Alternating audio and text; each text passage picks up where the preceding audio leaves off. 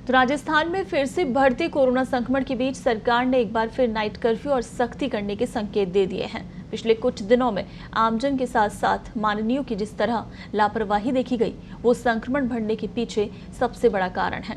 तो संक्रमण रोकने के लिए सरकार क्या कर रही है तैयारी, देखिए खास रिपोर्ट। फिर बढ़ने लगा कोरोना संक्रमण, लापरवाही पड़ रही भारी, फिर से लॉकडाउन की तैयारी। कोरोना के बढ़ते संक्रमित मरीजों को देखते हुए राज्य सरकार ने फिर से नाइट कर्फ्यू और सख्ती करने के संकेत दे दिए हैं। राजनेताओं के साथ आमजन की लापरवाही ने एक बार फिर से संक्रमण की रफ्तार बढ़ा दी है। देश में बुधवार को इस साल के सर्वाधिक संक्रमित मरीज मिले, तो राजस्थान में 2 महीने बाद फिर से 300 से अधिक नए संक्रमित मरीज मिले। राज्य में कोरोना संक्रमण के बढ़ रहे मामलों के बीच अब प्रदेश में सरकार सख्त कदम उठाने की तैयारी में है।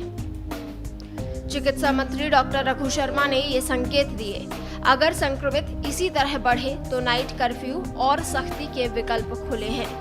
कई महीनों तक लॉकडाउन की मार झेल चुकी जनता को ये समझना होगा कि अगर फिर से लॉकडाउन की स्थिति आई तो बहुत बड़ा नुकसान उठाना पड़ सकता है।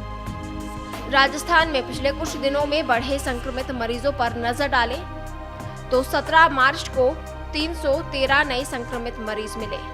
16 मार्च को यह आंकड़ा 241 दर्ज किया गया। 15 मार्च को 251 मरीज सामने आए। 14 मार्च को यह आंकड़ा 250 दर्ज हुआ। 13 मार्च को 201 नए मरीज सामने आए। 12 मार्च को 237 नए मरीजों की पुष्टि हुई। वहीं 11 मार्च को 203 मरीज सामने आए। पिछले 7 दिनों में संक्रमित मरीजों की संख्या लगातार बढ़ रही है।